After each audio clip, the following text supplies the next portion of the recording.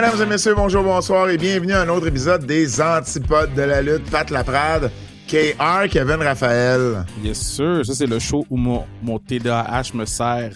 C'est le seul moment où mon TDAH me sert parfaitement. Dans quel sens? Mais parce que là, vous pouvez pas le savoir, là, j'ai comme 5 fenêtres d'ouvertes en ce moment. J'ai les résultats des années précédentes, des pots et des fleurs. J'ai mes choix à moi. J'ai les choix des gens. Puis j'ai Dynamite. Fait que... La moins bonne affaire, c'est Dynamite. Ouais, je te confirme que oui. La voix que vous entendez, bien sûr, est celle de notre ami, collègue Bertrand Hébert. Comment ça va, Bert? Ça va. Bertrand, évidemment, t'es là parce que c'est les épisodes de fin d'année. Et aujourd'hui, on fait les pots et les fleurs. Et comme à l'habitude, là, on commence avec les pots. Les fleurs seront la semaine prochaine. On commence avec les pots? C'est ça que tu as dit? Dude, j'ai un PTSD. J'ai réécouté le podcast. J'ai fait exactement la même erreur l'année passée. Ouais, je sais. Je me souviens. Mot pour mot, là. Si vous écoutez le début de l'autre podcast, puis vous écoutez ce podcast-là, mot pour mot, les mêmes erreurs. C'était quoi l'erreur? 2025. Mais c'était quoi l'erreur? Parce que je t'avais dit, avant de rentrer en onde, on fait les pots. Puis là, après ça, tu dis, on commence par les pots. Puis là, j'ai dit, non, on commence par les fleurs. Puis là, tu dis, tu m'avais dit qu'on commençait par les pots. Non, on commence par les fleurs. Pas bad. Calique, pour vrai, on a fait la même... c'est le même début de l'année. Je m'en souviens pas, là, mais... Mot pour mot, le même début de l'année passée. Ouais, exactement. Je confirme. Ah, ça, c'est drôle. Tu vois, t'es constant d'une année à l'autre. T'es aussi perdu d'une année à l'autre. Ouais, fuck, hey. Mais on commence avec les fleurs d'abord. On commence avec les fleurs. Donc les plus méritants de l'année 2025. Là, Kev, dans l'ordre, comment tu veux t'y prendre? Tu nous donnes... je vais y aller avec les catégories, là. D'habitude, c'est moi qui dis les catégories. Je vous dis qu'est-ce qu'on a choisi l'année dernière, puis on va nommer ce qu'on choisit cette année. Ça fait 5 ans qu'on le fait avec Bert, si je me trompe pas. La première année, c'était Benji. Ensuite, ça a été Bert. À partir de 2021, c'est Bert. 21, 22, 23, 24, 25. C'est la 5e année avec Bert. Ça veut dire que 2020, c'était avec Benjamin, j'imagine. OK. Fait que moi, j'ai encore les résultats de genre 2021, 2022, 2023, 2024. Et il y a quelques belles petites coquilles là-dedans. Je me suis amusé tantôt à regarder. Donc, ça se peut que je vous amène pas juste en 2025 ou en 2024 pour les choix de l'année passée, mais des fois, c'est intéressant de savoir qui était lutteur de l'année ou lutteuse de l'année en 2022 selon nos 3 têtes de lutte. Donc, on commence cette année avec... L'évolution aussi, l'évolution de certaines réponses ou de certains lutteurs et lutteuses. Là, oui. Donc, okay, cool. On commence avec match de l'année dernière. Will Ospreay a été mon choix face à Pac à All Out. Bert avait choisi CM Punk contre Drew McIntyre dans Hell in a Cell. Pat avait choisi Will Ospreay contre Danielson à Wrestle Dream. Et c'était le même choix des fans. Bert, on va te laisser commencer. C'était une drôle d'année. moi, j'adore ça. J'adore ça. Une année où il y a eu des moments hauts, des moments bas, des moments tout croche, puis des moments où on a eu l'impression de regarder la peinture sécher ses murs. Donc, j'ai décidé d'y aller avec un match peut-être complètement champ gauche, mais moi, personnellement, j'ai adoré El Vikingo puis Chad Gable à When Worlds Collide. Wow! Ça a été un match que je me souviens. C'est quand même important pour moi dans un match d'année. Puis un match qui m'a donné vraiment beaucoup d'amour envers la lucha libre puis comment la WWE a pimpé un peu le produit là-bas. Ben what the fuck? voyons, Kev, ça va? Tu m'aurais donné $1 milliard, je t'aurais jamais dit Vikingo contre Chad Gable, là. C'est juste Bert qui peut choisir ça, est-ce. Mais c'est vrai que ça a été un bon match. Ben oui, je sais. C'est vrai que ça a été un bon match. Moi, j'y vais avec quelque chose de plus régulier dans les réponses. Moi, j'y vais avec Ospreay Takeshita de Dynamite du mois d'avril. Ça a été, tu sais, Takeshita, on en a parlé toute l'année, Kev. Ça a été l'un des lutteurs de l'année, puis on va arriver à cette catégorie-là, évidemment. Et je pense qu'avec Ospreay, là, il y a... En tout cas, à mon goût, à moi, il n'y a pas eu... Mais à mon goût, à moi, puis dans ce que j'ai vu, là, évidemment, là, tu sais, il y a des matchs... Tu sais, j'ai peut-être pas tout vu ce qu'il y avait à voir, mais j'ai vu ce match-là, puis c'était à la télé, puis c'était bon, puis c'était même plus que bon, c'était excellent. Pour moi, il n'y a rien qui s'est fait de mieux cette année. Du côté des fans, on a Tu y vas pas avec ta réponse? J'allais te dire les fans parce que j'allais donner la main après. Okay, du côté des fans, on a eu de tout. On a eu Rhea Ripley, Bianca Belair WrestleMania, on a eu le Alaka Arena, on a eu un record de réponses en plus là. Mais le match qui revient le plus, puis j'ai même fait un recomptage des votes pour être sûr, mais c'est Io Sky, Naomi et Rhea Ripley à WrestleMania qui dépasse mon choix du match de l'année par 2 votes. John Cena contre AJ Styles. Pour moi, John Cena et AJ Styles, c'était une lettre d'amour à la lutte professionnelle, à la WWE et à la TNA. Oui, j'ai peut-être un petit penchant parce que je l'ai commenté puis que ça a été mon match préféré de John Cena à commenter. Fait que peut-être que j'ai un petit parti pris à ce niveau-là. Mais j'ai trouvé que c'était tellement un match qui nous a amené sur une ride d'émotions comme peu de matchs nous emmènent de nos jours. L'argument de Burt, on s'en rappelle, on va s'en rappeler pour très, très, très longtemps. Donc, moi, ça serait ça, mon match de l'année. John Cena face à AJ Styles. T'as dit les fans, c'était quoi le choix des fans? Io Sky, Naomi et Rhea Ripley à... Io Sky, Bianca Belair et Rhea Ripley. Ah oui, c'est ça. C'est pas Naomi. Okay, non, c'est quelqu'un qui a fait une faute, mais c'est Io Sky, Bianca Belair et Rhea Ripley à WrestleMania. Okay. À ma décharge, c'est le match que je suis arrivé en retard puis que j'ai manqué au deuxième soir de WrestleMania. Très tough. Ça a été un excellent match, ça aussi. Peut-être, en tout cas, l'un des meilleurs au niveau féminin. Ça a été le meilleur match féminin de l'année, là. Ça, c'est même pas une question, là. En fait, en Amérique du Nord, là, je suis pas mal sûr qu'il y a des matchs au Japon avec Shiori, entre autres, là, ou Kamitani qui ont été meilleurs que ça, mais évidemment sont peut-être juste moins connus. Parce qu'à la fin de la journée, on pourrait dire il y a des matchs du G1 qui sont meilleurs que tous les matchs qu'on a vus, puis probablement, là. Mais peut-être pas cette année. Non, cette année, les matchs du G1 étaient bons. Il y avait des très bons matchs, il y avait des très mauvais. Ouais. Okay. Lutteur de l'année, si c'est pas un Konosuke Takeshita Party, là. L'année passée, moi, j'avais pris Will Ospreay, Burt Cody Rhodes, Pat Will Ospreay, les fans de Will Ospreay. Je vous ramène en 2023. Selon vous, qui était lutteur de l'année? En 2023? Je tiens pas que j'ai mangé un matin. En 2023, encore une fois, c'était une domination de Will Ospreay pour Pat, KR et les fans, sauf Burt. Burt, il hate Will Ospreay depuis. Il avait pris qui? Chad Gable? Il avait pris Roman Reigns. On se transporte en 2022. Lutteur de l'année, KR Will Ospreay, Pat Will Ospreay, les fans Will Ospreay, Burt Roman Reigns. Si je voulais voter pour un acrobate ou pour quelqu'un qui fait les meilleures pirouettes, j'irais au Cirque du Soleil. Tough! Mais Burt, on va te laisser aller en premier. Je vais continuer dans ma lancée comme je vais y aller avec CM Punk qui a été égal toute l'année, qui a été une force tranquille tout au long de l'année dans toutes les rivalités où il a été, qui a fait le main event de WrestleMania, qui a été chercher le championnat du monde un peu plus rapidement probablement qu'il pensait, mais il a été dans des rivalités importantes, il a été toujours à sa place.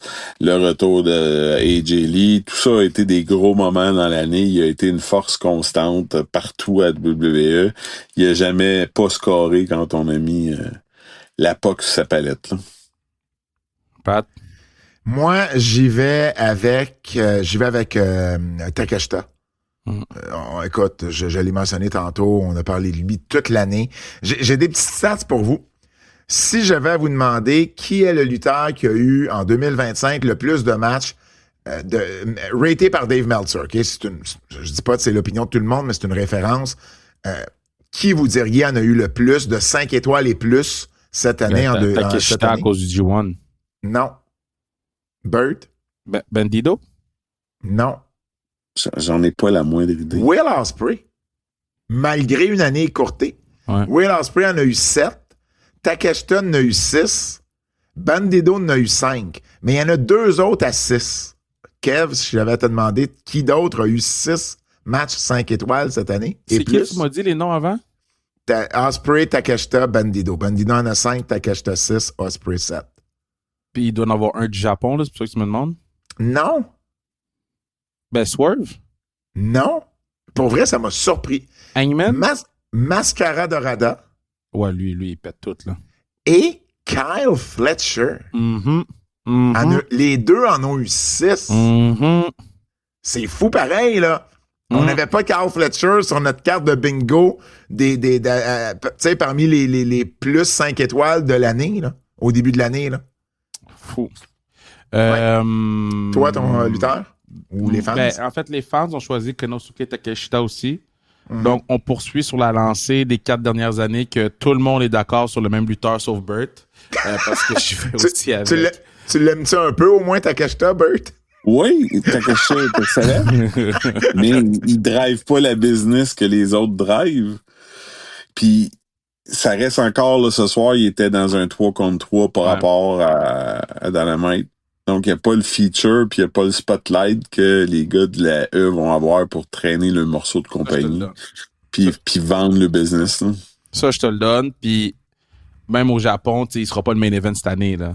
Ça va être Tanahashi face à Okada. Puis, voyons voir s'il va le prendre un peu comme Naito l'avait fait lorsque Shinsuke Nakamura avait été le main event avec le titre intercontinental quand lui avait été champion puis il avait pas été main event. Donc j'ai hâte de voir tout ce que ça va donner parce qu'ils sont sold out. Fait que, le New Year's Dash, ça va être vraiment important pour New Japan Pro Wrestling. Parfait. Maintenant, lutteuse de l'année. En 2024, j'avais choisi Rhea Ripley, Burt aussi, Pat aussi, et les fans. Domination totale. Puis Rhea Ripley avait fait la même chose en 2023. Puis en 2022, bon, j'étais saisi quand j'ai vu ça. Donc en 2022, j'avais pris Bianca Belair.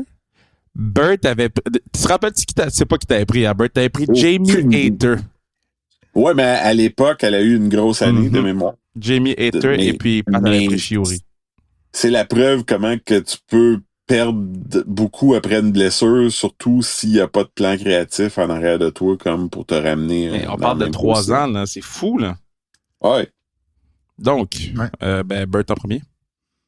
Ben, cette année, moi, écoute, la seconde que je l'ai vue, je la voyais à un très haut niveau, puis apparemment, on n'est pas été la chercher pour rien.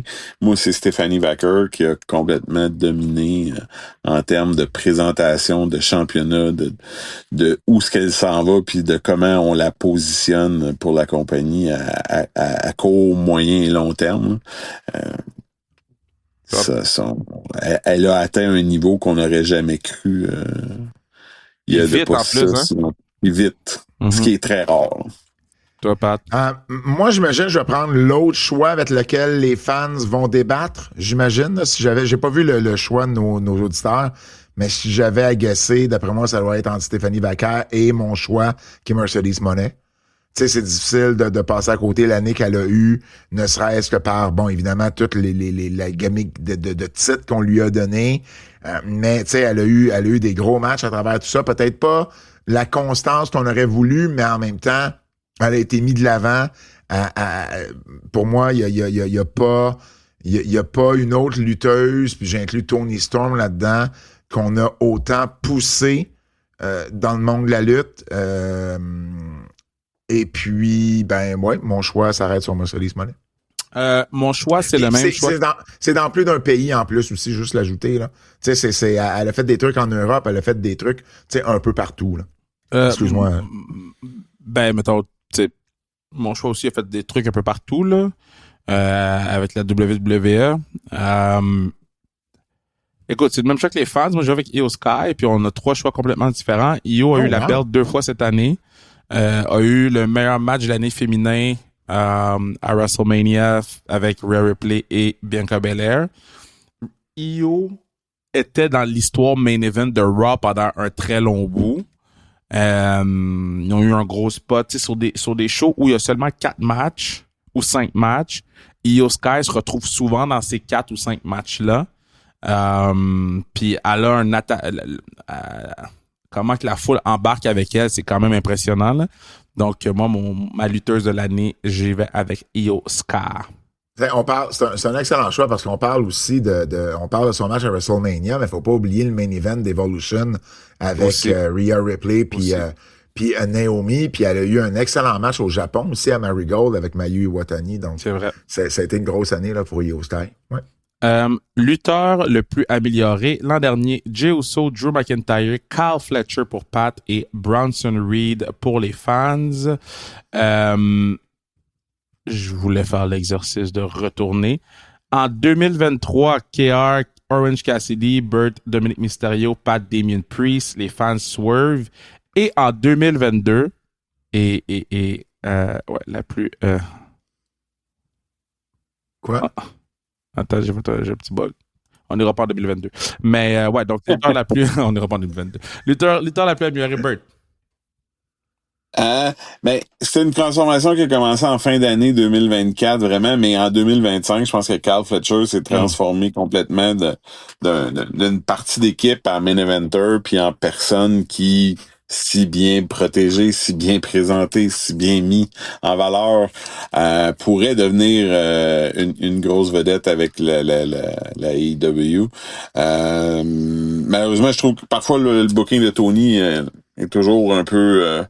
fait que le gars n'a pas le temps d'atteindre son apogée, qui est déjà en train d'essayer de créer d'autres stars.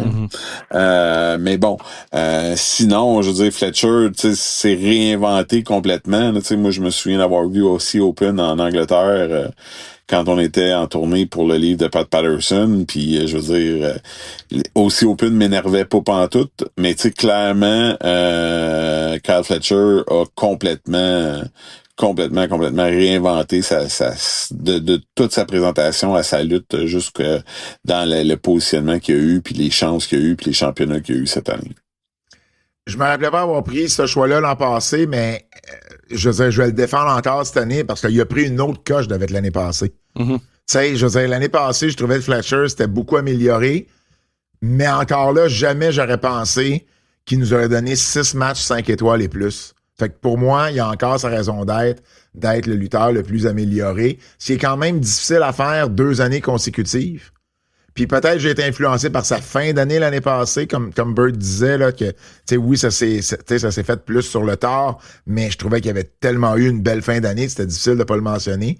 Mais cette année, c'est incroyable l'ascension que ce gars-là a pris, juste en termes de qualité de match, indépendamment du booking qu'on lui donne. Donc, tu sais, pour moi, c'est encore Kyle Fletcher. Moi, je vais avec... les fans ont été avec Dominic Mysterio. Quand même, par un gros margin of victory, là. Dominic a gagné ça devant Carmelo Hayes et devant Kyle Fletcher. Moi, mon choix s'est arrêté sur Bandido. Bandido était... je vais pas dire un nobody, là, mais on parlait pas de Bandido, là. Et... je trouve qu'il s'est réinventé. Je trouve qu'il a ajouté des choses à son arc. C'est sûr que le match à ROH face à Takeshita, que les 4 personnes ont vu live, mais qu'après ça a fait boule de neige puis tout le monde est allé voir. C'est sûr que ça a aidé beaucoup.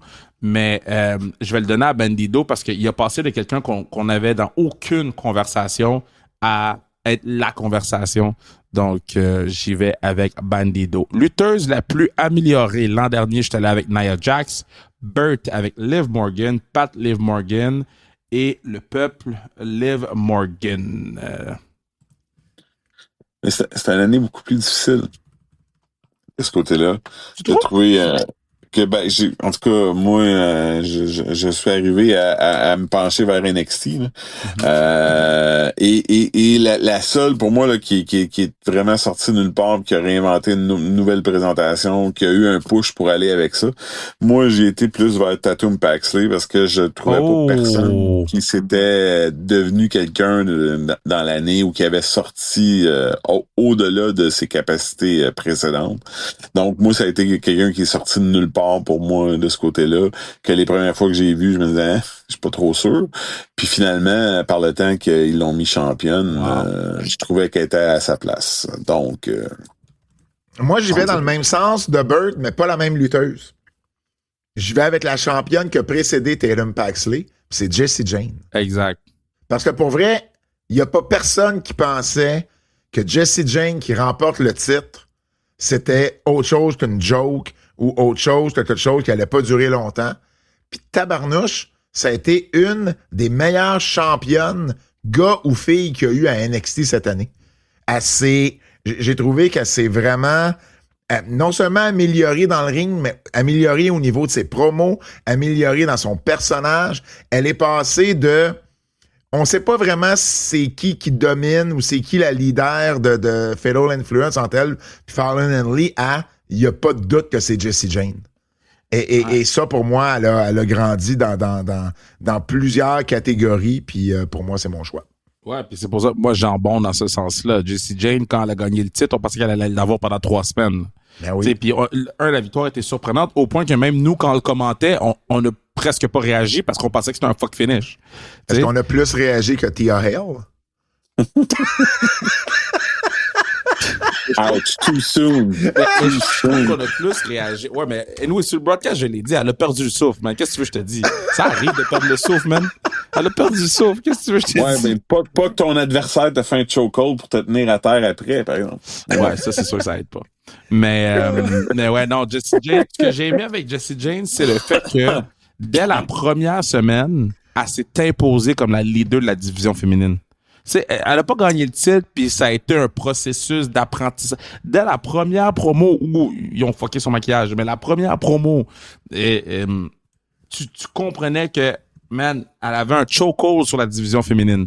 Donc, moi, je vais avec Jessie Jane et le peuple. Le peuple, dans un massacre. Une domination totale. J'ai peur. Ils ont choisi Maxine Dupree. Oh, je le savais! Je le savais. Honte!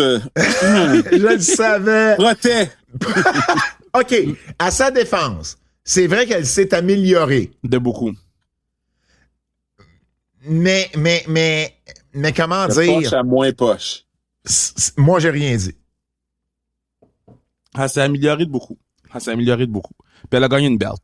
En 2023, les lutteuses les plus améliorées, là, donc un peu le pronostic. Attendez qu'on arrive au pot. Les lutteuses les plus améliorées. Donc, moi, j'avais pris Tiffany Stratton. Burt avait pris Toni Storm. Pat avait pris Julia Hart. Et les fans aussi avaient pris Julia Hart. C'est en 2003, donc il y a 2 Julia ans. Hart, ça a mal vieilli, ça. C'est Ouais, fou, hein? effectivement. Mais c'est pour ça que quand j'ai réouvert mon dossier, que j'ouvre une fois aux 5 ans, tantôt, j'avais tellement de fun à lire les cochonneries qu'on a décidées il y a 2-3 ans. So, on continue sur notre lancée. Puis Kev, on n'a même pas parlé que Jessie Jane a été aussi championne TNA en 2025. C'est vrai, double championne. Première double Elle a championne été féminine. double championne, c'est fou là, quand on y pense. Là. C'est vrai. Elle a arrêté dans la conversation pour lutteuse de l'année. Babyface de l'année passée, c'était une domination Cody Rhodes. Saute rivalité ou... J'ai sauté rivalité? Il n'y a pas le même ordre que nous, je pense. Non, j'ai sauté rivalité. Okay. Rivalité de l'année. L'année passée, KR, Cody Rhodes versus The Rock. Burt, Drew McIntyre, CM Punk. Pat, Bloodline versus Bloodline. Bloodline versus Bloodline. Puis les fans avaient pris Drew McIntyre contre CM Punk. Burt? Cette année, encore une fois, si on y va avec une rivalité mémorable, logique et qui a culminé à WrestleMania, le triple threat de Punk Rollins puis Roman Reigns avec le turn de Paul Heyman, et tout ça, je crois que cette rivalité-là, c'est la chose qui a marqué en début d'année.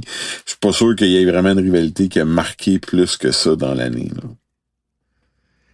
Okay. Je vais vous surprendre, surtout... je vais vous surprendre parce que à WWE, j'ai pas trouvé qu'il y avait une rivalité qui m'a vraiment accroché au point de dire hey, cette rivalité-là, tu sais, pour moi, c'est sûr que c'est la rivalité de l'année.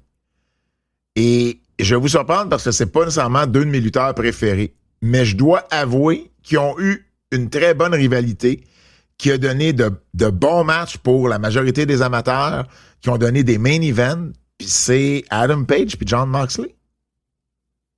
Quand on parle de rivalité, là, c'est quoi une bonne rivalité? C'est des bons matchs, c'est des matchs qui vont être bien positionnés, qui vont faire des finales de gros shows, qui va avoir plus d'un match. Je pense qu'ils ont eu 5 ou 6 matchs durant l'année. Tu sais, c'est pas juste un one-shot une fois de temps en temps.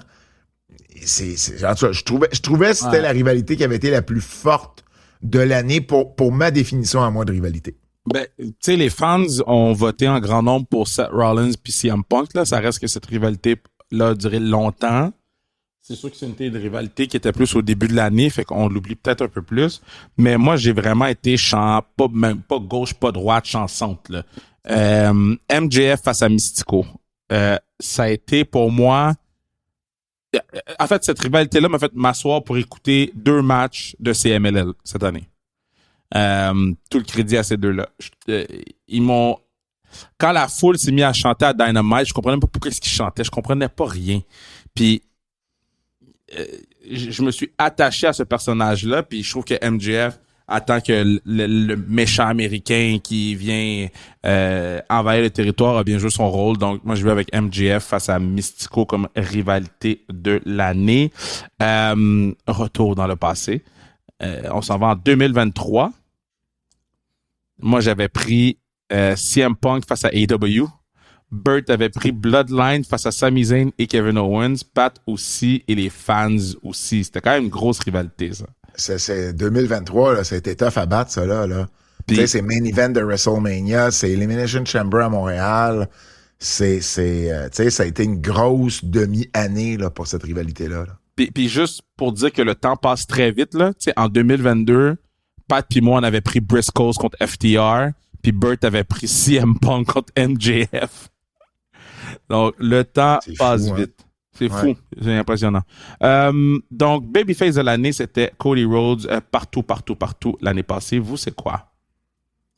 Cette année, malheureusement, pour Cody, il y a eu une année plus difficile pour avoir été présent à WrestleMania. On y a pas fait de fleurs en ayant un heel John Cena contre lui, alors que tout le monde voulait absolument voir John Cena. C'est pas un babyface. Ça a été tough. Ça a été tough pour Cody. Fait que et toute l'année, on lui a pas donné là, quoi que ce soit pour qu'il puisse continuer dans sa lignée de babyface de l'année. Là. Fait que selon moi, le babyface de l'année, c'est CM Punk qui a été, encore une fois, comme je l'ai dit plus tôt, constant toute l'année, qui a livré tout le temps, qui a scoré avec la POC sa palette à chaque fois. Peu importe la situation, le match ou la rivalité dans lequel on l'a lancé. Là. Moi, je vais avec Jey Uso. Jey Uso, ça a été son année de WrestleMania, ça a été Royal Rumble, ça a été... je comprends là, qu'en ligne, il y a bien des gens qui ont contesté certaines victoires, certains pushs de Jey Uso, mais... Clairement dans le booking aussi. mais je comprends. Mais Astic, on commente les shows semaine après semaine, puis il n'y a pas un gars qui suscite autant de réactions. Le monde se lève instantané, ça tourne. Ils en font jouer 2 fois à chaque show. C'est ça qui est over ou c'est le gars? Ouais, voilà la question. Mais pour moi, c'est un tout. C'est le yi. C'est pas de la politique. Comment? Parle plus fort, on t'entend à peine. Ça c'est faire de la... Je reculais prendre ma bouteille d'eau. Ça, c'est faire de la politique, là. Va sur un podcast avec Olivier Primo, là. Va faire de la politique. Non, c'est pas de la politique. Parce que rendu là, on pourrait dire, ben là, c'est-tu le booking qui a fait qu'il est lutteur de l'année ou c'est ses matchs? Moi, j'englobe tout. C'est l'enveloppe totale. Qu'est-ce que j'ai quand j'ai Jey Uso dans un aréna? J'ai une toune, j'ai un slogan qui marche, j'ai une énergie qui est incomparable. Puis j'ai 10 000, 12 000, 8 000 personnes, 15 000 qui se lèvent en même temps puis qui font le même geste. Je veux dire, si ça, c'est pas être populaire, je sais pas c'est quoi. Puis être populaire, c'est la définition même d'un babyface. Fait que moi, je suis très, très, très à l'aise de défendre ce choix-là. Écoute, moi, je vais y aller avec la personne, selon moi, la plus over, point final, dans le monde de la lutte professionnelle, c'est Rhea Ripley. Rhea Ripley, c'est la babyface de l'année. N'importe où elle passe, les premières tunes, t'entends, c'est strident, là. Puis Rhea a passé par-dessus le plafond de juste la lutte professionnelle. Elle est plus que mainstream en ce moment. Donc, c'est un prix qu'on donne souvent aux boys, là, mais babyface de l'année, pour moi, c'est Rhea Ripley, puis il n'y a personne d'autre, là. Les gens ont choisi John Cena. Donc, pour la moitié de l'année qui a été babyface, les gens ont choisi John Cena. Et les gars, retour en arrière. Mais juste un commentaire sur ton choix de Rhea Ripley. Tu vois, s'il y avait un prix sur la personne, parce que je veux pas de là aux filles, là, qui probablement est le plus a fait la plus grande ascension dans les autres sphères de la lutte professionnelle, à l'extérieur de la lutte professionnelle, Rhea Ripley, pour moi, c'est là. Ça a été une année où j'ai jamais autant entendu parler d'elle par des gens qui suivent pas la lutte. Ouais, et habituellement, c'est réservé au John Cena, puis tu sais, à ces gros noms-là. Mais moi, c'est plus là que j'ai vu un gros gain de la part de Rhea Ripley cette année. Ça me sert à rien de retourner en 2023 parce qu'on avait peut-être pris Cody, mais je veux quand même retourner en 2022, gros. On parle d'il y a 3 ans. En 2022, mon babyface de l'année, c'était Sami Zayn. Le babyface de l'année de Pat, c'était Jon Moxley. Et le babyface de l'année, je vais dire les babyface de l'année pour Burt, The Acclaim. Hey! Ça a mal vieilli, ça, avec, hein? Ça a mal vieilli. Aïe. Tabarnouche! C'est mon commentaire de l'époque qui a mal vieilli ou c'est comment on a utilisé ces deux gars-là par la suite? Exactement. Mais c'est tout le temps ça, là. Mais... Avec la force qu'on avait dans les mains là-bas. Là. C'est jamais de la faute, là. Le fil conducteur depuis le début, pour ceux qui comprennent qu'est-ce qui se passe, là, chaque fois qu'on comprend quelqu'un de AEW, on dit ça a mal vieilli. Chaque fois qu'on a choisi quelqu'un de AEW en 2022, ouais, c'est plus ça. Donc, parce que les assiettes ont tombé. Non, les fameuses assiettes de Burt. Heel de l'année, moi j'ai pris The Rock, Burt a pris Drew McIntyre, Pat a pris Gunther. Ça, c'est l'année passée. L'année passée, oui. Et il y a eu une ex-aequo entre Gunther et Drew McIntyre pour les fans. Selon vous, c'est qui votre heel de l'année? Pour cette année, écoute, la fin d'année avec la chaleur naturelle qui s'est déposée sur les épaules de Gunther avec la victoire contre John Cena me font croire que non seulement il y a eu un fort début d'année, mais la fin d'année est forte, puis je pense qu'on le voit à de très très hauts échelons. J'ai l'impression que ce tableau de chasse-là va continuer de s'agrandir et que c'était pas la dernière fois qu'il y a quelqu'un qui partait à la retraite après avoir affronté Gunther. On va mettre beaucoup de chaleur sur lui et il y a la personnalité puis la qualité de lutte pour backer tout ça. Là. Donc pour moi, ça c'est à suivre.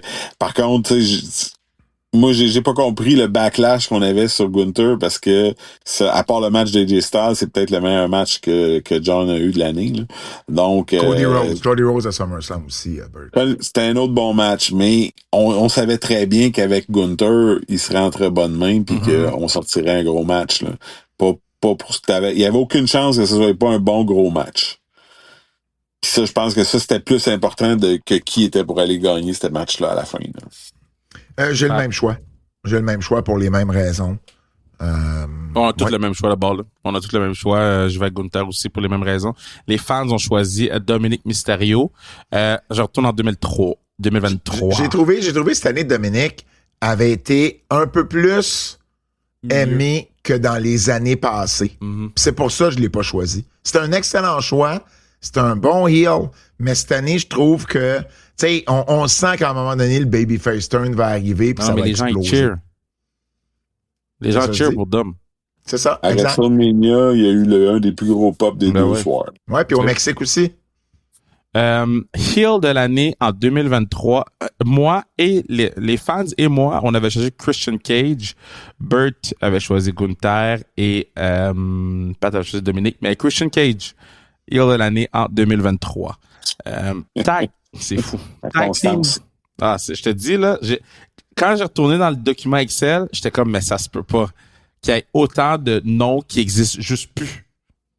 Ils sont même plus dans cette sphère-là. Ouais. Tag team de l'année masculin l'année dernière, ça a été Nathan Fraser pour KR, pour moi, pour Bert et pour les fans, et Pat avait pris les Young Bucks. Ça a été qui, tu dis, pour vous autres? Nathan Fraction. Fraser et Axiom Fraction. Ah oui, j'avais pas pris Fraxium. Non, t'avais changé pour les Young Bucks à la dernière minute. Ah, OK. Bert? Cette année, écoute, ça n'a pas été une année facile dans le monde par équipe. Moi, j'ai trouvé que les Hardy Boys avaient eu une très grosse année. Il y a eu le match de retraite des Dudley Boys, il y a eu un championnat NXT, championnat de la TNA. Les Hardy Boys? Ouais, les Hardy Boys. T'as vois pris que les les Hardy Hardy Boys? Les Hardy Boys. Ben, j'ai mon voyage. J'ai trouvé que c'était l'équipe la plus constante qui était ressortie à la fin de l'année. Parce que toutes les autres équipes ont pas eu rien de aussi mémorable puis de aussi percutant que les Hardy Boys qui sont dans leur dernière run eux autres aussi, mais clairement moi j'ai trouvé qu'ils ont donné beaucoup cette année comme puis qu'ils sont sortis en équipe comme une constante. Wow. J'ai hâte de voir vos choix là parce que j'ai pas trouvé mieux là. Pat, vas-y. Ben, je me rappelais pas, j'avais pris les Bucks l'année passée, mais j'en prends les Bucks cette année. Pat, ça fait 4 ans de suite tu prends les Bucks. Je me rappelle pas, là. On est surpris. OK. Ça Mais fait 3 attendez, ans de là. suite parce que t'avais pris FTR avant. Ils ont pas gagné de titre, OK, cette année. Mais trouvez-moi une équipe qui a eu autant de bons matchs par équipe dans l'année. là. Puis il n'y en a pas une. Il n'y en a pas une autre que les Bucks. On s'est renouvelé dans notre personnage, puis j'aime toujours ça, quelqu'un qui va être capable de se réinventer pour continuer à avancer dans les histoires, mais en plus, c'est que dans le ring, hey, ils ont eu leur combat avec Swerve puis Ospreay, ils ont eu des four-way, ils ont eu le combat plus récemment avec Perry puis Luchasaurus, Bandido puis Brody King, ça a été Bayley puis Kevin Knight, ça a été une constance cette année, comme on n'avait pas eu. Puis bon, ça a l'air que je les ai aimés l'année passée aussi, mais je les ai encore plus aimés cette année. Puis ils n'ont pas eu de titre en plus. Ce qui m'a surpris, j'étais sûr qu'il y avait eu les titres à quelque part. Ma mémoire m'avait fait défaut, mais ils ont perdu les titres à la fin 2024. Mais pour moi, ça a été les Bucks. Les fans ont choisi Brody Doe par beaucoup. Donc, OK. Un bon choix aussi. Et moi, je suis allé avec le jugement dernier, Judgment Day. C'était mes deuxièmes, ça. Les partenaires sont à la télévision à chaque semaine. Ils ont des matchs par équipe à chaque semaine. Ils ont eu les titres. Oui, ils ont pas défendu 1 million de fois, mais ils ont eu les titres. Ils sont dans des storylines. J'étais avec le jugement dernier. Cette année, ça n'a pas été une grosse année de lutte par équipe. Là. On se le cachera pas. Là. Mais moi, j'ai été avec Judgment Day.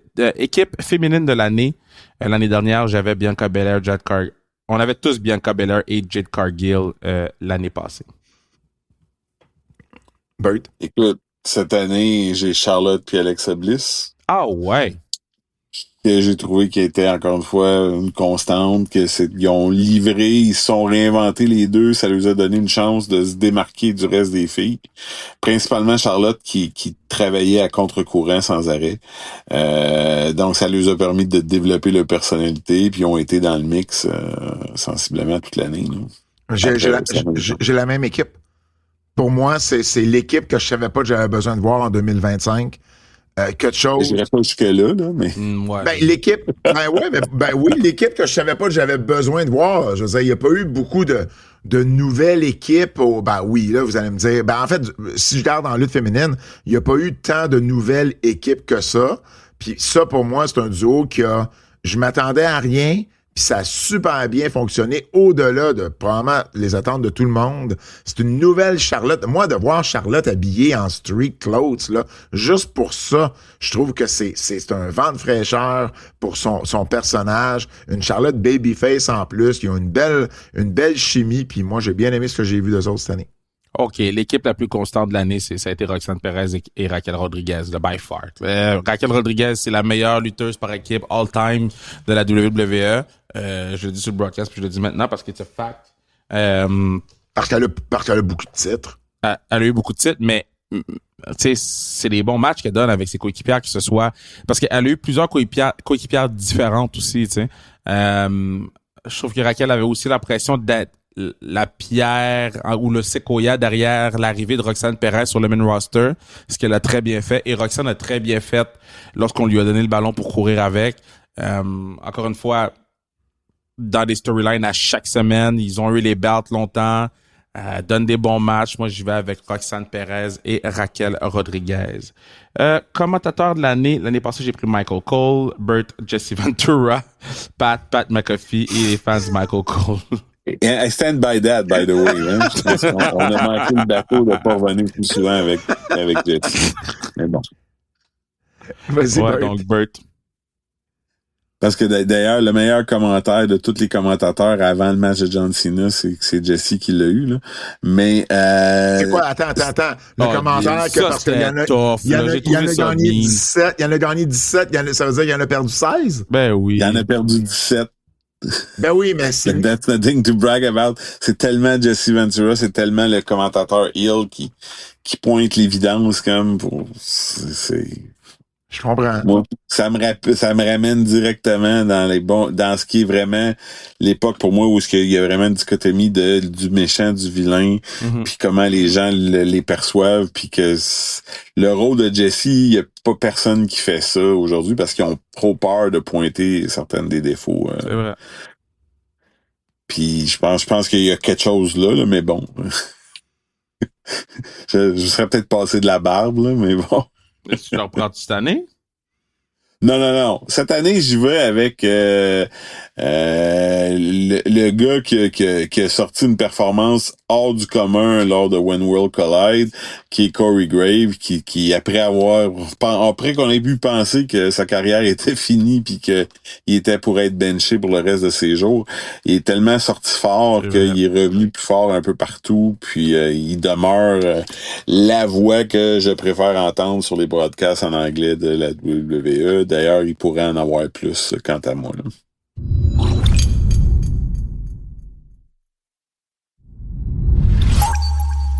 Moi, écoute, cette année, je peux pas prendre quelqu'un de la WWE. Je les ai pas écoutés. C'est plate, mais c'est plate, mais c'est vrai.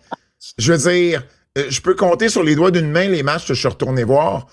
Donc, c'est pas assez. Je veux dire, on commande tout à cette heure. Fait que c'est pas assez pour que je puisse vraiment dire qui a été le meilleur du côté de la WWE. Alors, je vais aller du côté des EW, puis je vais dire Bryan Danielson. Qui a été une découverte dans ce rôle-là, qui a été amené là un peu comme un cheveu sur la soupe. Je suis pas sûr qu'il trippe sur tous les aspects d'être sur la route, puis tu sais, d'en faire autant, puis je suis pas... Tu sais, ça se peut que ça vieillisse mal dans le sens que c'est très possible que dans 2 ans, on n'entende plus Bryan Danielson faire des commentaires, tu sais. Mais pour 2025, je pense qu'il a amené quelque chose de nouveau, puis une vision qui était... Tu sais, je veux dire, c'est un gars intelligent, là, puis c'est une très, très, très, très bonne tête de lutte, puis j'ai bien aimé ça l'écouter cette année. C'est faux qu'on les entend pas, les commentateurs, là. On les entend quand on les traduit, là. Les commentateurs, non? De quoi tu parles? Oui. Quand les vidéos recap ces affaires-là, là. Ah, ben non, mais Kev, les vidéos recap, on les entend pas au point de pouvoir les juger, là. Ouais, non, je sais. Les fans ont pris Michael Cole, et moi, j'ai été un peu... je le considère comme un commentateur, puis je trouve que c'est le plus vrai sur le panel, puis je vais y aller avec Biggie. Biggie, ça m'arrive souvent, mettons, de mettre en background le post-show ou de faire d'autres choses, puis mettre le pre-show. Et Biggie, ses analyses sont excellentes. C'est le gars qui se rapproche le plus de Jesse Ventura aujourd'hui dans sa façon de présenter les choses, plus du côté babyface, mais c'est exactement le style de Jesse que personne d'autre fait. Puis c'est ça. On retourne en 2023, les boys. On retourne en 2023. Donc, moi, j'avais pris Michael Cole. Bert avait pris Nigel McGuinness. Pat et les fans. Donc, c'est pas juste genre Pat qui était dans une bulle, mais Pat et les fans avaient pris Kevin Kelly. Et boy. Ben non, mais... c'est pas qu'il était pas bon. Non, mais c'est juste drôle 2 ans plus tard. Oui, c'est sûr. Il s'est mis les pieds dans les plats, puis... Puis big shout-out à tous ceux qui ont écrit KR, Kevin Raphaël et Pat Laprade. Là, de nombreuses personnes nous ont écrit ça. C'est gentil. Merci beaucoup. Puis il y a une personne qui a écrit Kevin Patrick. Je présume que c'est Kevin et Patrick Laprade et non le Kevin Patrick. Mais excellent saut de logique. Je l'avais oublié, lui. Je l'avais oublié. Promotion de l'année, c'est WWE qui a remporté l'année passée de façon dominante l'année 2023 aussi. Donc, moi, je pense que je sais où Pat s'en va, là. Fait que je vais te laisser Pat aller en premier, parce que je présume qu'on a les mêmes choix après, sinon. Je le sais. Pour vrai, je sais pas. Ça a été dur pour moi. C'est rough, hein? Ça n'en est pas facile. C'est rough parce que, OK, je vais vous donner mon processus, là. Moi, je pense que Pat, il va aller avec CMLL. Non. Okay. Mais je les ai fortement considérés parce que ça a été la promotion qui a attiré comme aucune autre promotion à l'Arena Mexico, dans le même Arena, dans l'histoire de la lutte. Puis c'est vraiment spécial ce que CMLL a fait, en plus d'avoir, livré quand même d'excellents shows et d'excellents matchs. Ensuite, t'as AEW qui a quand même, quand on regarde parmi les meilleurs matchs de l'année, AEW est là à plusieurs reprises. Puis, je veux dire, on en a nommé là, des gars qui ont été à AEW jusqu'à présent. Là. Mon match de l'année est là, Takeshita a lutté là, Bandido a lutté là, Mercedes Moné, Carl Fletcher, la liste est là. Puis t'as la WWE qui, sans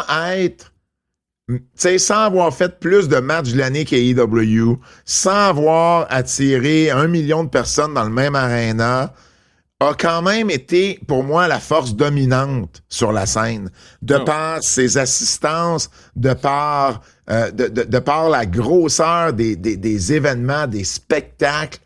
Peut-être pas été constant toute l'année, mais pour moi, puis si t'inclus NXT dans WWE, ça fait juste ajouter une coche à tout ça pour moi. Puis j'ai de la misère à dire que la WWE a pas été la promotion de l'année. Basé, la tournée de retraite de John Cena. Il y a beaucoup d'éléments.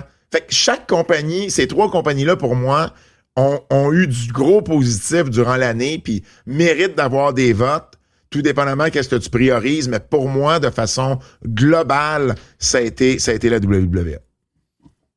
Bert? Moi, j'ai pas le goût de donner un win par défaut cette année parce que mon commentaire préféré cette année, quand les gars manquent un show puis qu'ils me disent comment c'était le show, je dis c'était correct. T'sais. C'est comme d'habitude. Mm-hmm. Fait que moi, la promotion qui m'a le plus excité cette année, puis les shows auxquels j'ai eu le plus de plaisir à regarder, c'est Triple A. Wow. J'avais pas ça dans mon bingo card que Triple A soit acheté par la WWE. Puis j'aurais cru que on aurait dénaturé le produit beaucoup plus que ça. On l'a pimpé, on a mis de la meilleure éclairage, des meilleures présentations. On était rechercher des gars purement Lucha Libre, purement Triple A, comme le jeune homme au hamburger. On a été all-in sur bien des choses et la présentation, c'est le cirque, c'est la joie de vivre, c'est la danse, c'est la musique, il y a de tout, tous les arts possibles et impossibles sont là. Je pense que on n'a pas encore rien vu de où on va s'en aller avec Triple A comme brand, puis comment on va pouvoir exploiter ce brand-là au niveau là, des marchés hispanophones en Amérique latine. Potentiellement aussi aux États-Unis ultimement. Je trouve ça super intéressant, super vivant. J'ai pas l'impression de regarder de la peinture qui sèche. Puis j'ai pas l'impression qu'on ralentit le rythme délibérément, ce qui est souvent le cas à la WWE. Donc c'est ça. Moi, c'est le show où j'ai le plus de plaisir en espagnol avec Corey Grave, pas de Conan. Les shows sont le fun à regarder. C'est typique. On se sent dépaysé quand on regarde ces shows-là, puis moi, ça me stimule beaucoup. On parle de plus de 70% des fans qui ont choisi WWE. J'y vais avec WWE aussi. Écoute, c'est une constance, le nombre de shows qu'ils font par semaine. un nombre de PLE qu'ils font par mois presque, avec NXT qui en fait aussi maintenant, avec les Saturday Night Main Event que tu rajoutes, le contenu extra qui est en ligne, le WWE Vault qui est une pépite d'or. Écoute, tout ce qu'ils font, c'est de l'art, là. Puis ils sont dans tout ce que je regarde en termes de sport. WWE est partout. Tout le monde me parle de WWE comme on n'a jamais parlé de WWE en ce moment. Ça fait partie de la discussion mainstream. Puis c'est pour ça que je suis obligé de leur donner promotion de l'année. Puis en plus, ils font des montants records à chaque trimestre. On est obligé d'aller avec WWE. Manager de l'année. J'ai une question, Kev. Dans l'autre 30% des fans, est-ce que c'était uniquement AEW ou il y a eu d'autres compagnies? Non, j'ai AEW qui est à 10%. J'ai Lutte indépendante québécoise qui est à 6%. Puis après ça, ben, c'est des 1, là, des points. OK, là. OK. Merci. Valet de l'année. Oui, valet ou gérant. Au gérant, c'était Paul Heyman qui a ramassé l'année passée. Puis l'année d'avant, sauf pour moi qui avait pris Don Callis. Donc, vous y allez pour qui? Pour manager de l'année. Juste dire qu'en 2022, OK? Ça m'a vraiment fait rire. Moi, j'avais pris Paul Heyman. Ça va de soi. Pat avait pris Sami Zayn et Bert avait pris Daddy Ass. Ouais, c'était mon année. C'était ton année à Claim. C'était ton année AEW, en fait. Oh, oui, mais là, je pense qu'on pourrait fermer la catégorie puis juste donner le prix à Paul Heyman puis en parler. Mais non, mais là. Hein? Ben oui. J'ai Paul Heyman, moi aussi, là. Il est tout seul tout dans le monde sa a ligue, Paul Heyman. Écoute, moi, je pense que les autres noms qui ont été mis, c'était des jokes, là. Parce que dans les noms qui ont été mis, on va voir Don Callis un peu, là. Mais il y a quelqu'un qui a mis MVP puis quelqu'un qui a mis James Mitchell, là. Fait qu'il y a des gens qui voulaient nous faire des mauvaises blagues. Mais ouais, c'est Paul Heyman, puis ça va toujours être Paul Heyman, juste là qu'ils veulent plus que ce soit lui qui gagne la catégorie. Meilleur au micro, j'ai hâte de voir parce que, bon, l'année dernière, j'ai pris Drew McIntyre, Bert a pris CM Punk, Pat Kevin Owens et la foule, ou les fans Kevin Owens. Bert? Moi, je vais répéter, donc, encore une fois, pour les mêmes raisons que j'ai nommées plus tôt dans l'émission, on lui a mis le micro dans les mains à plusieurs reprises, ça livre toujours, il est jamais off, il est tout le temps dans des moments émotionnels, puis dans des moments où tout le monde embarque, puis est accroché à ses lèvres, donc pour la constance de son œuvre cette année, moi, CM Punk, c'est toujours mon homme au micro. Je me rallie cette année à ce choix-là, moi aussi. CM Punk. Pour les mêmes raisons. Écoute, en fait, c'est John Cena auprès des fans, là. C'est John Cena qui gagne. Mais moi, je vais complètement ailleurs, là. Moi, je vais avec Becky Lynch. Je trouve que Becky Lynch au micro, c'est sensationnel. Surtout avec sa nouvelle gimmick de Becky Trump, là. Mais sa gimmick de heel, puis un élément qui m'a vraiment marqué, c'est lorsqu'elle est retournée chez elle, qu'elle a eu l'ovation, puis qu'elle a réussi à tourner la folie heel contre elle en l'espace de 2 secondes. Sa ligne de c'est la meilleure de tous les temps, puis c'est pas elle qui le dit, c'est Sports Illustrated, c'est Bleacher Report, c'est Fox. J'ai adoré Becky Lynch au micro, surtout dans des situations où elle avait des feuds avec des gens qui étaient pas nécessairement à son niveau au micro. Donc, je lui lance cette fleur-là. Lutteur le plus... lutteur sous-utilisé, là. Donc, j'avais... C'est connu comme le prix Chad Gable. On pourrait l'appeler le prix Chad Gable à partir de maintenant. Mais Kenosuke Takeshita, Bert Ricky Stark, Pat les Lucha Bros et les fans Ricky Starks. Damn, hein? C'est une constance qui se répète. Hein? Parce que moi, là, je suis content que ça arrive. Parce que quand les gens disent que je suis un AEW hater, là, allez chier, c'ti. Vous voyez que ça fait des années que c'est vous qui votez pour les prix. C'est vos votes à vous, là, les fans. Là. Fait en tout cas. Non, mais time out, là, par contre. On mentionne quand même juste le gagnant. Tu sais, mettons, si on faisait un top 10 dans chaque catégorie, ça serait sûrement beaucoup plus nuancé. Mais et il y aurait du gagnants. Hein? Il y a 4 gagnants. C'est pas comme s'il y en avait un sur... Tu sais, on est 4 entités différentes qui choisissent des gagnants, puis... Ben oui, mais t'sais, Kev, si on faisait chacun un top 10, on aurait du AEW mélangé avec du WWE dans 100%. chaque catégorie, là. Il reste que les gagnants, ça revient à la même place. Mais c'est ça, Burt, pour qui? Donc, cette année, le nouveau récipiendaire du prix Chad Gable, c'est JC Matteo. Je ne comprends pas qu'est-ce qui se passe. Ce gars-là, il est là, puis il fait rien. Il est assis sur le banc, puis il se promène en make-up en arrière des autres. Puis quand il lutte, une fois de temps en temps, on lui donne pas grand-chose. Ce gars-là, Jeff Cobb, a quand même eu une grosse carrière avant d'arriver là. Puis on dirait qu'il est juste là comme pour être le 4e homme dans l'équipe ou je ne sais trop. Donc, je pense qu'on pourrait lui en donner plus. Si c'était à l'époque de Vince, je dirais qu'il trouve peut-être qu'il est pas assez en shape en ce moment. Il y a quelque chose que je comprends pas pourquoi qu'on n'a pas donné plus de terrain ou qu'on n'a pas fait patiner plus JC Matteo. Moi, j'ai la même première lettre de son initiale, mais c'est J.D. McDonough. J.D. McDonough, plus je l'ai regardé aller cette année, puis plus je trouve qu'il mérite d'avoir une run en simple. Je comprends là, ça peut-être jamais champion mondial, là. Mais je pense que J.D. McDonough mérite d'avoir un titre secondaire en 2026, qu'on l'envoie en simple. C'est un excellent lutteur. Puis justement, on parle de sous-estimé, là. C'est un lutteur sous-estimé. Hein? On parle de sous-utilisé. Ah, pas sous-estimé, il y a une différence parce que sous-utilisé, JD avait quand même des matchs à chaque semaine ou presque. Là, puis il était à la télévision mais chaque sous-utilisé en simple. Je trouve qu'il mérite d'avoir une run en simple. On l'associe trop au jugement dernier, au Judgment Day, puis on l'associe trop comme le second de Finn Balor. Puis je pense qu'il mérite d'être sa propre entité, indépendant, d'avoir une run en simple, puis parce qu'il est excellent, ce gars-là. Mais il peut être excellent dans l'entité du jugement dernier. Je pense qu'en simple, sans le jugement dernier, il se perdrait.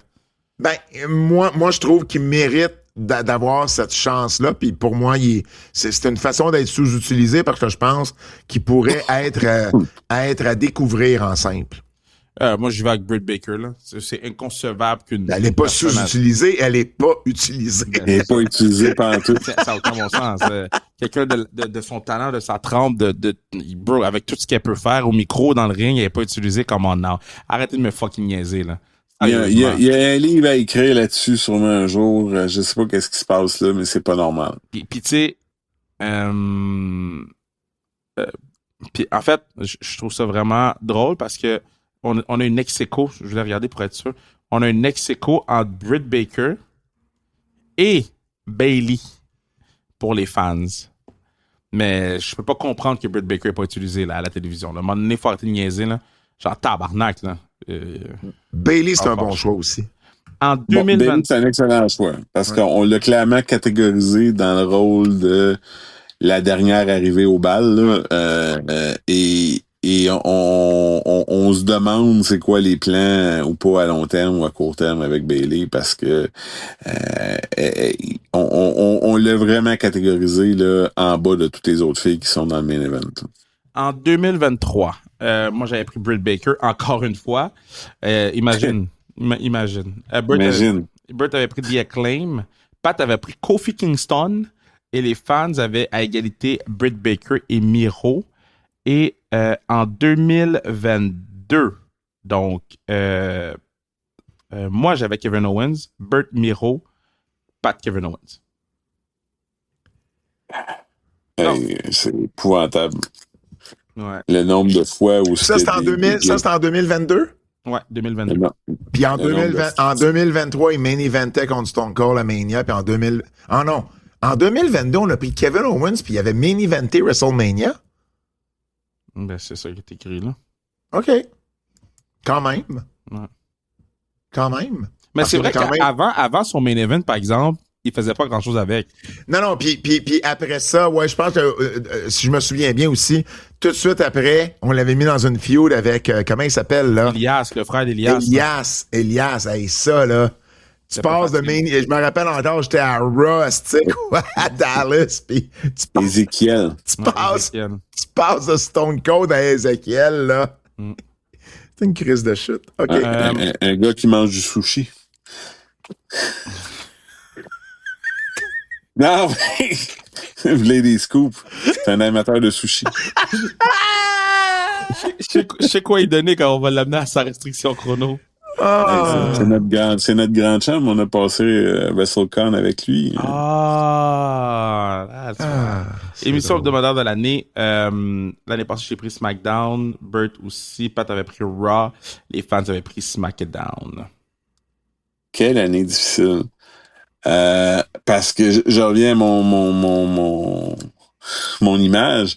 J'ai souvent l'impression de regarder la peinture séchée. C'est beau, c'est bien fait, mais ça manque parfois un peu d'épices. Donc là, c'est vraiment un vote par défaut. J'y vais avec Monday Night Raw, que j'ai trouvé plus constant que SmackDown.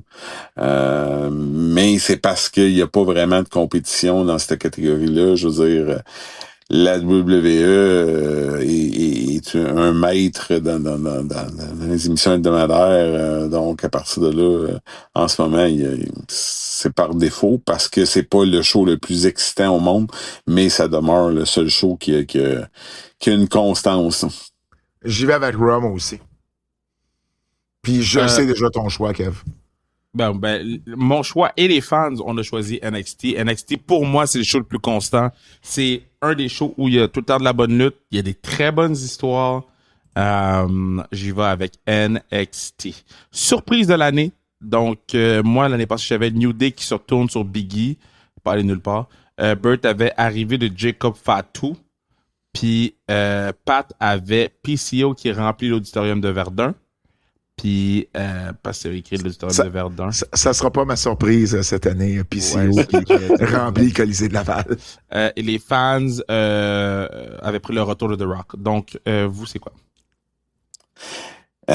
Cette année, je vais y aller avec le heel turn de John Cena parce que je pense pas que personne avait ça comme dans son bingo card non plus l'an dernier qu'on aurait un heel turn de John Cena. Je rajouterais en double down, personne n'avait non plus dans l'idée qu'on était pour faire un retour en arrière aussi brusque et soudain. Je me serais cru dans Dallas avec Bobby Ewing qui sort de la douche, puis qui dit qu'est-ce qui s'est passé, puis il a dit j'ai rêvé que t'étais mort. C'était un peu ça. Là, on nous a carrément dit on sait que ça marche pas, oubliez ça, on passe à d'autres choses, on fait comme si c'était jamais arrivé. Donc, je veux dire, c'est deux surprises en une, quant à moi. Mais bon, it is what it is. Là, mais le moment du turn est vraiment là, a vraiment frappé fort. Puis à partir de là, c'est ça. Y a-tu vraiment d'autres choix, là? Ben oui, là, mais pour moi, il n'y en a pas un qui frappe aussi fort que le heel turn de John Cena. Tu sais, mettons, le retour de AJ Lee, oui, ça a été surprenant parce qu'on pensait pas que c'était pour... Personne qui l'a mentionné dans les fans. Ben, c'est ça, je dis. OK, ben toi. C'est pas vrai. Elle a eu 4 votes. Bon. Toi, t'as eu quoi? C'est ça ton choix aussi? Ben oui. Puis les fans parle aussi? Du plus grand heel turn de l'histoire, là. Ouais. C'est ça, je voulais retourner vous dire les autres surprises de l'année. Donc, surprise de l'année, en 2023, CM Punk et la WWE avaient tout ramassé. En 2022, ma surprise de l'année en 2022, c'était 2 combats pour Tipien Shabata. J'étais excité qu'il y ait eu 2 combats. Puis là, Steve fait des nothing match à Dark. Bert avait pris le départ de Vince, tout comme Pat. Donc ça avait été en 2022. Chanson thème de l'année. Pas une année facile. Donc, moi, j'ai été avec le retour de la tune d'origine de Gunther qui, je pense, lui a donné un bon petit spring dans cette dernière fin d'année avec la rivalité Cena puis le tournoi. Ça a vraiment donné... j'ai eu l'impression de retrouver le vrai ring général. Là. Donc, c'est ça. C'est mon choix. Moi, j'y vais avec le nouveau thème de... Ben, le nouveau thème, il est plus nouveau, là, mais celui qu'ils ont introduit cette année, Finn Balor puis J.D. McDonough en équipe. Yo, le thème est fou. Le nouveau thème du New Day, là. Ah, le nouveau thème du New Day, OK. Jugement dernier, excuse. Ah, OK. Ouais, c'est ça, ouais. Non, moi, j'aime bien. Moi, c'est le genre de musique qui m'accroche, puis non, j'adore bien ça. Bon, moi, j'avais beaucoup d'hésitation. Parce que l'année passée, j'ai pris Trick Williams, là. Bon. C'est correct. Et j'hésitais entre la nouvelle tune de Becky Lynch, que j'adore. J'hésitais entre John Cena, parce que chaque fois qu'on entendait sa tune, on criait. Mais il n'y a rien qui me donne autant d'émotions viscérales que d'entendre les trompettes de Trick Williams. Comme, des fois, j'écoute des tunes de lutte en shuffle dans mon auto, puis dès que Trick part, je suis comme, yeah! Ah, bâton! C'est devenu une maladie mentale, la tune de Trick Williams. Donc, je suis obligé de prendre Trick Williams pour tune de l'année. Et les fans ont pris CM Punk par beaucoup. Donc, recrue de l'année passée, j'avais Kelani Jordan. Burt avait Obafemi, Pat Javon Evans. Les fans, Javon Evans. Pas une année facile quant à moi. Puis là, il y a toujours recrue puis introduction de nouveaux personnages. Et ça sera peut-être un choix qu'on pourra rire dans quelques années, mais pour le moment, le seul qui m'a vraiment ressorti du lot cette année puis qu'on n'aurait pas juré quand on nous l'a présenté que ça a été pour aller nulle part, ben, j'ai été avec Mr. Iguana qui a vraiment sorti de nulle part avec la popularité. On l'a fait lutter à toutes les brands ou presque. Donc, puis je veux dire, clairement, ils ont dû en vendre là, des iguanes. Donc, il y a quelque chose là. Ça va nous conduire à quoi, mais cette année, c'est mon choix. Moi, je vais avec quelqu'un, techniquement, elle a commencé en 2024, mais c'est vraiment en 2025 qu'on l'a vu plus régulièrement à la télévision, puis plus je la vois, puis plus elle m'impressionne. Puis c'est Kendall Gray. Je sais pas si on peut vraiment la considérer recrue, mais si oui. Moi, je l'ai mis comme recrue, puis les fans l'ont mis comme recrue, là. Ben, c'est ça. Pour moi, Kendall Gray a un potentiel vraiment, vraiment énorme. Elle est rapide, elle est quick, elle est crisp. Pour vrai, elle a beaucoup d'atouts, puis tu sais, je pense que oui, il y a matière à amélioration, puis c'est normal, mais ce qui est là en ce moment, c'est déjà un package qui est très, très fort. Puis, tu sais, c'est quelqu'un, rappelle-toi, Kev, qui a pas si longtemps faisait une bataille royale, puis on l'avait pas reconnu. Puis là, on tripe dessus, là. On tripe sur la lutteuse, ça n'a aucun sens. Depuis jour 1, je suis over sur Kendall Gray. Tu l'avais quand même pas plus reconnu dans la bataille royale. Mais non, mais parce qu'on la voyait pas assez souvent, puis il y avait plein de noms, puis c'est quand même moi qui ai trouvé son nom, là. Mais son premier match qu'elle a fait, la question est, est-ce que tu es capable de la prendre dans un match de lutte gréco-romaine? Oh! Non, Kendall Gray, je peux pas, mais elle va trop vite. J'ai beaucoup trop de respect pour Kendall Gray pour dire des affaires de même, mais Kendall Gray, ouch. Tough. On s'en vient pour la lutte québécoise. Bon, un petit retour dans le passé, les boys, juste pour que vous voyez. Donc, en 2023, nos recrues de l'année, Kevin, KKR, Yuta Tsuji, Burt, c'était Hook, Pat, c'était Logan Paul. Les fans, il n'y avait pas eu de vote. Et un autre vote qui a mal vieilli. En 2022, moi j'avais pris Zach Patterson. Pat avait pris. Burt avait pris. Ah non, excuse, c'est en 2022 ça que vous avez pris Hook puis Logan Paul. Mon choix a très bien vieilli, moi. Ouais, ton choix a très bien vieilli. OK, on s'en va sur la lutte québécoise. Ça dépend, là. Pas capable de pratiquer son match 3 semaines avant de le faire, ça commence à paraître. Me prendre Logan Paul avant Hook. 100%. Oui, je suis d'accord, mais... Mais moi qui pratique 3 semaines avant, je m'en sac. Ouais, mais quand tu pratiques pas 3 semaines, ça paraît.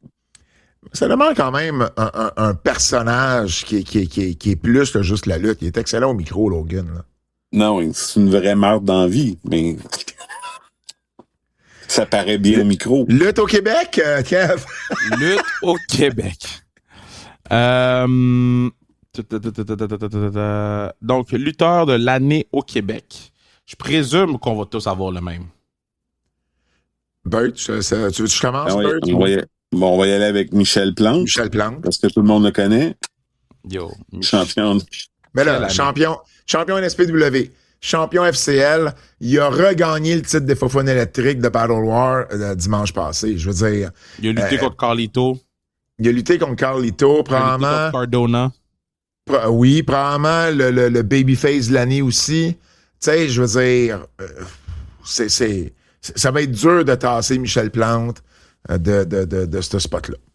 Juste dire, par contre, Michel Plante a gagné auprès des fans, mais en deuxième place, Benjamin Toll est arrivé. J'ai aimé la personne qui a voté pour Kurt Angle, là, c'est très drôle. Mais Benjamin Toll est arrivé et Travis Toxic a eu beaucoup de votes aussi. Ouais, moi Donc, je vois plus Zach aussi a eu Toxic. beaucoup de votes. Je vois plus Toxic dans le top 3, dans le top 5 cette année. Je pense que Benji va être un top 10, mais plus loin dans le top 10. Oh, là, t'es dur. Moi, je le vois pas. Moi, je le vois top 5. Je suis même pas sûr que Benji se voit top 10. Fait que je suis pas vraiment dur. Mais il est top 10. Mais je pense pas qu'il soit top 5 cette année. Lutteuse de l'année. L'année passée, Christara et Lou O'Farrell. Donc, tout le monde a pris Christara et les fans avaient pris Lou O'Farrell. Ben, en tout cas, moi, Bert, je sais pas. En tout cas, moi, je vais avec Christara, là. Je vais y aller avec Christara également cette année, moi. Elle a été championne à IWS toute l'année. Championne féminine à IWS presque toute l'année. Elle a eu des gros matchs. Elle a lutté un peu partout. Au Canada, aux États-Unis. Je veux dire, il n'y a rien qu'elle n'a pas fait de Christara cette année. Puis, on n'est pas tourné. Championne Junior Heavyweight à NSPW aussi toute l'année. C'est vrai. Vous me convainquez, les boys. Toi, tu es là avec Lou. Je m'en allais t'es avec Casey? OK. Ouais. Mais pour moi, c'est le même top 3 que l'année passée. Dans l'ordre ou dans le désordre. Mais l'année passée, c'était Christara, Casey, Lou. Ça va être encore ce même top 3-là cette année. 100%, mais il va falloir commencer à mettre Drea Mitchell dans la conversation. Ben, pour moi, Drea Mitchell, l'année passée, Azael avait fini 4e. Pour moi, cette année, Drea Mitchell va être la 4e. Ouais. 100%. Match de l'année. Donc, l'année dernière, moi, j'avais Toxic contre Laredo Kid. Bert avait Josh Alexander, Travis Toxic, Isaac Patterson dans le même match. Pat avait Toxic contre Kid et les fans avaient Toxic contre Aigle Blanc. Aigle Blanc qui a tout cassé, hein. Tout pété, man. Cette semaine en Dark Match ou en tout cas en pré-NXT. Tout pété. Je regardais pas, je l'ai regardé, je l'ai vu après, mais le monde qui chantait genre This is Awesome dans un Dark Match d'NXT, là, j'ai rarement entendu ça. Là. Puis c'est un gars qui va profiter beaucoup de la connexion AAA pour se faire un nom puis devenir indispensable avant qu'on ait une place pour lui plus haut. 100%. Bert? Je vais vous laisser y aller. Je vous avouerai que j'ai tellement pas vu de match cette année que je suis pas sûr de mon coup, pas en tout. Moi, je vais mettre Toxic puis Kevin Blanchard à Battle War au mois de mars. C'est ça, j'ai pas vu Battle War, fait que ça m'aide pas. Je pense que je vais m'abstenir. Parce que je pourrais pas faire un vote qui a du bon sens cette année avec le nombre de matchs que j'ai vus puis les matchs que j'ai vus en 2025. Écoute, les gens, ben ça va partout, là. Ça va de partout à partout. Le match qui revient le plus souvent pour les gens, c'est Travis Toxic contre Jason Gray. Ça, c'est Golden Opportunity. Golden Opportunity. Donc, Travis Toxic contre Jason Gray. Puis, ben, tu sais, c'est sûr que moi, je vais pas avoir autant de shows que toi, Pat, là. Fait que c'est sûr que je vais peut-être plus prêcher pour ma paroisse, mais pour moi, un des meilleurs matchs de l'année, c'est sans aucun doute Tessa Blanchard contre Lou Farrell. C'était un excellent match aussi. Ouais. Ça, c'était insane. Puis c'est un match que j'ai écouté et réécouté pour plein de raisons, là, mais Lou Farrell et Tessa Blanchard ont donné une belle clinique de lutte chez nous, donc je leur donne le nod. Équipe de l'année. Ben, moi, je vais y aller avec... oui. Ah, vas-y. Ben, je vais y aller avec les Diamants du Monde, finalement. Hein? J'ai trouvé que cette combinaison-là du babyface et du heel un peu forcé de travailler ensemble, ça lui a donné du matériel différent, puis ça l'a conduit à une histoire constante toute l'année de leur côté, qui était différente pour Marco, puis qui amenait Zach à faire autre chose que de qu'est-ce qu'il avait fait depuis le début de sa courte carrière. Donc, moi, j'ai bien aimé cette équipe-là cette année, là, qui vraiment était différente. Moi, je vais mettre les VIP. Mitch Thompson avec Carl Jepson, ils ont été champions Battle War toute l'année jusqu'à dimanche dernier. Parmi les meilleurs combats à chaque mois à Battle War, qu'il soit premier combat ou main event, que ce soit 2 contre 2 ou un 3-way, ils ont été vraiment, vraiment constants. Puis je pense que c'était une grosse année pour eux. La foule a été vers TDT, encore une fois. Ouais, TDT ont pas tant lutté en équipe cette année. Ben, je pense que c'est juste un classique de... Ouais, exact. Ça frappe. Ils vont être dans la discussion jusqu'à la fin des temps. Exact. Ouais, 100%. Il y a du monde qui ont voté pour 2.0, là. Je peux te donner une idée, là. Tough. Moi aussi, je vois avec les Diamants du Monde. Je trouve qu'ils ont les titres par équipe d'une compagnie prestigieuse. Ils font bien ensemble. Je pense que l'histoire évolue bien. J'ai hâte de voir le turn qui va le faire. Mais je vais aussi avec les Diamants du Monde. Après ça, moment de l'année. Donc, Bert et moi, on avait Zach qui devient champion sans restriction. Pat avait arrivé des Wicked Ones et les fans avaient voté pour, à égalité, mon KR Destroyer et le début de sa restriction chrono. J'ai hésité entre deux, mais je me suis dit t'étais pour le prendre, toi, Kev, fait que je vais te le laisser. Moi, j'y vais avec Thomas Dubois qui se tourne sur Mathieu Saint-Jacques. Ouais. C'est arrivé à la fin de l'année. Mais c'est quelque chose qu'on anticipait depuis plusieurs mois déjà. Puis, tu sais, c'est la meilleure rivalité. Il n'y aura pas été une rivalité en 2025. Là. Et pour moi, ça, ça a été le moment de l'année. Bert? Moi, j'ai décidé d'y aller avec des moments un peu différents. J'ai des moments ex aequo qui sont, je pense, des moments importants dans l'année. J'étais pas aux premières loges comme autant que je l'étais pour le gala de TNA à Verdun, mais pour le gala de MLP, le travail qui était accompli, de rassembler, d'avoir des gens, je sais comment on a dû travailler fort pour que le 3 contre 3 arrive, le 3 contre 3 qui a passé récemment là, sur la chaîne de MLP, pour avoir des Québécois sur la carte, pour faire pousser un petit peu l'événement. Donc, tout le monde a poussé d'une façon ou d'une autre à la roue de ce show-là. Donc, ça a été un gros moment. Puis, mon moment, c'est quoi aussi? Ben, c'est le Legends Fest qu'on a eu à Montréal en septembre. JF Leduc et sa gang qui ont présenté une première vraie convention de lutte comme digne de celle qu'on voit aux États-Unis, au Québec. Tous les fans de lutte qu'on connaît, qu'on a vu, qu'on voit dans une année dans les shows de lutte se sont présentés. Donc ça, je pense que c'est une belle réalisation. C'est des beaux moments pour la lutte au Québec où on va ailleurs que notre quotidien ou notre hebdomadaire habituel de nos shows indépendants. Les fans ont massacre là, Kurt Angle à sa restriction chrono. C'était celui que je voulais te laisser. Là, mais ouais. Ben, tu sais, c'est sûr, je vais prendre Kurt Angle à sa restriction chrono parce que je pense que oui, c'est parti d'une connerie que moi j'ai dit par rapport à lui, mais je trouve que il y a 4 autres gars au Québec qui ont été capables de bénéficier de la venue de Kurt Angle à Montréal, Zach, Mitch et les TDT. Puis tu sais, je vais toujours me rappeler ce moment-là où ben on essaie d'expliquer en haut dans la loge à Kurt Angle c'est quoi le segment, puis je suis comme dude, c'est quoi qui se passe là, tu sais. pour certaines personnes, ça va être le plus gros truc qu'ils vont faire, là, tu sais. Je parlais au gars de TDT, puis c'est la première fois que je voyais Thomas Dubois high de même, là, content de même, là, tu sais. Fait que, je te dirais que moi, c'est mon choix, c'est le choix des fans, mais ce qui m'a vraiment le plus plu dans toute cette chose-là, c'est de voir puis oui, prendre sa photo avec Kurt puis dire qu'il avait pris une photo il y a 20 ans. Tu sais, moi, c'est ça qui m'a le plus plu là-dedans. À la fin de la journée, le truc dans le ring, c'est le truc dans le ring. C'était vraiment le moindre de mes soucis. Je voulais juste pas qu'il manque son vol. Mais, ouais, c'est vraiment le moindre, tu sais.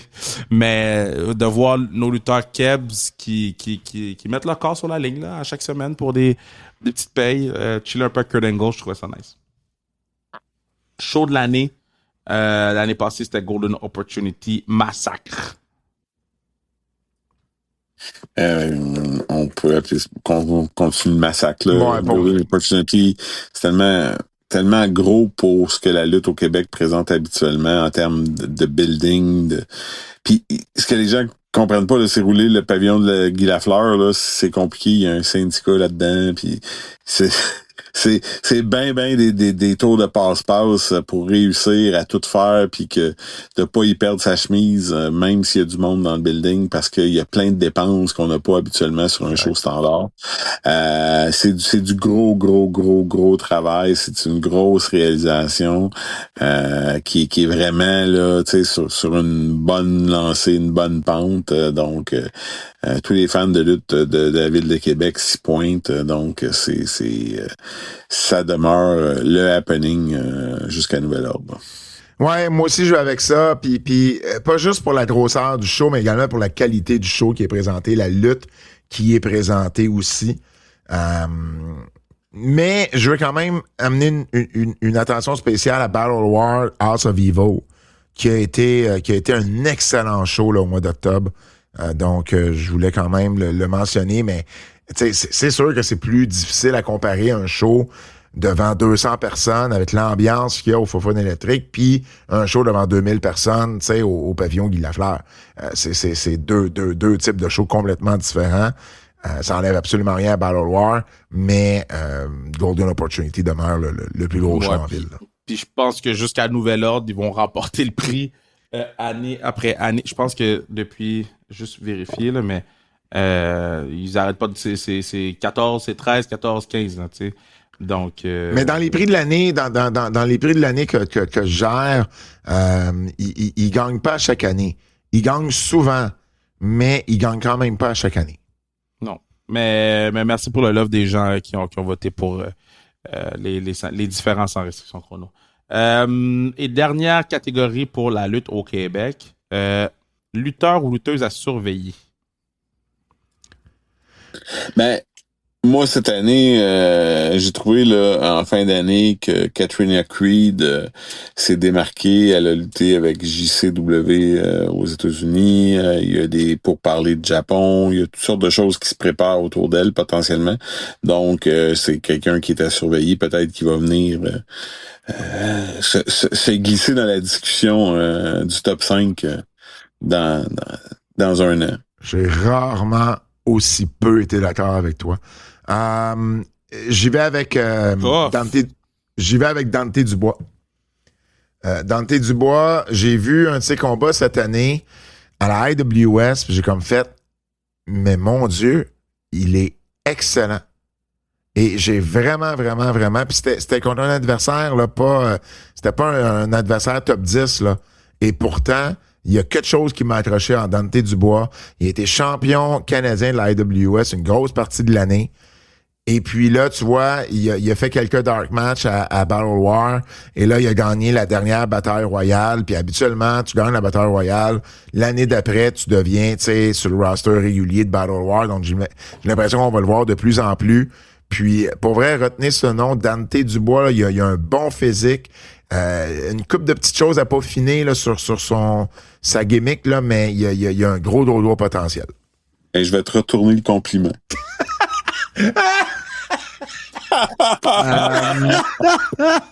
Écoute, les fans et moi voyons la même chose. C'est Drea Mitchell.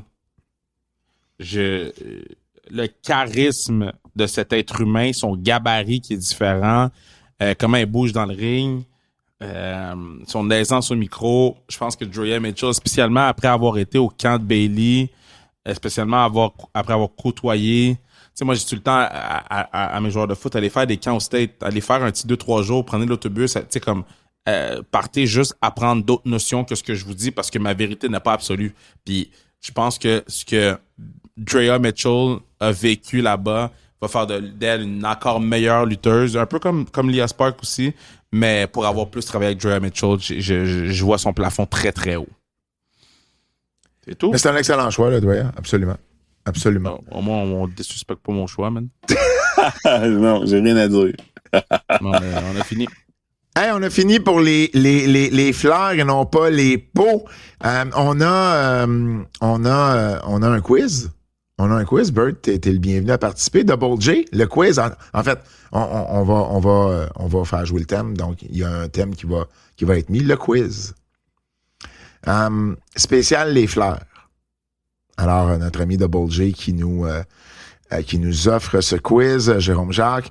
Quel est votre souhait pour 2026? Entre une tournée de retraite pour Chris Jericho à la WWE ou l'arrivée d'MJF à la WWE, au cours de l'année. Bert. Vous voyez, qu'est-ce qui est possible, la tournée d'adieu de Chris Jericho? Parce que j'imagine que MJF est sous contrat solide pour la prochaine année. Kev. Ben, moi, je joue avec Chris Jericho. Là. Ouais, moi aussi.